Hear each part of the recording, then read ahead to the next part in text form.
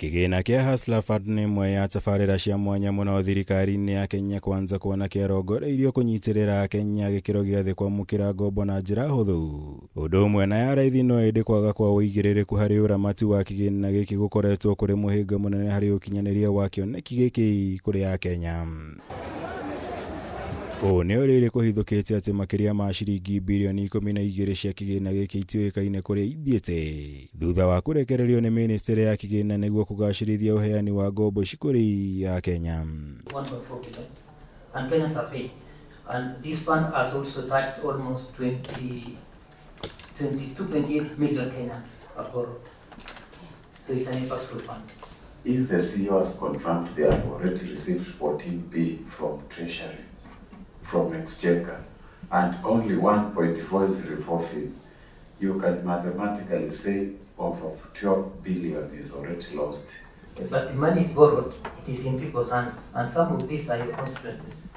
What I've done so far is I'm putting up a collection strategy to collect that money from the people, the Kenyans. Kũringana na mũrũgamĩrĩri mũnene wa kĩgĩna gĩkĩ Henry Tanui, ministry ya kĩgĩna ĩrĩkĩtie kũrekereria mũigana wa ciringi bilioni 14 kũrĩ kĩgĩna gĩkĩ. No ĩndĩ ciringi bilioni 1.4 no cikoretwo igĩthiũrũrũka mũtambo-inĩ ũyũ, ũndũ ũrĩa ũtigĩte ambunge na ciũria nyingĩ ciĩgiĩ kũrĩa kĩgĩna kĩu kĩngĩ gĩthiĩte.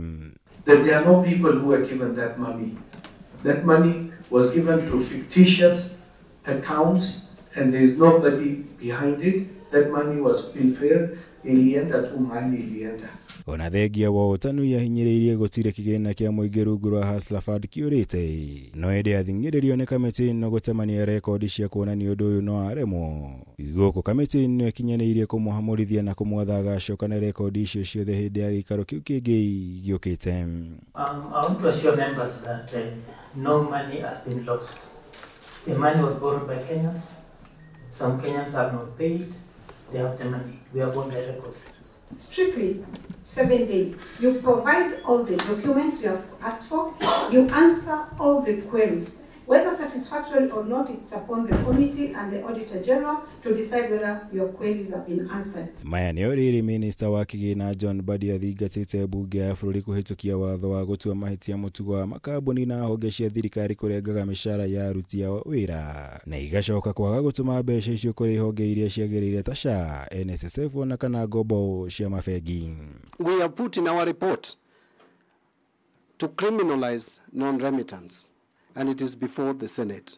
We would advise that the Parliament make amendments to the law to criminalize those who deduct and don't remit. Mbadi augĩte mũtugo ũyũ nĩguo ũcũngĩrĩirie kũharagana nginya gwa tabarĩra itiganĩte cia ũngania wa kĩgĩna kĩa ũkũrũ-inĩ, kuona ikoretwo itekwamũkĩra kĩgĩna gĩkĩ ona thengia wa gũkorwo makĩrĩha aruti a wĩra arĩa matigire wĩra. An employee exiting employment should at least replace 70% of their last income. That is when you can live in dignity when you retire. But most of our schemes have not been able to realize that, including Parliament. Ngĩribotera Kameme TV, Njĩtagwo Mwaura wa Gunyama.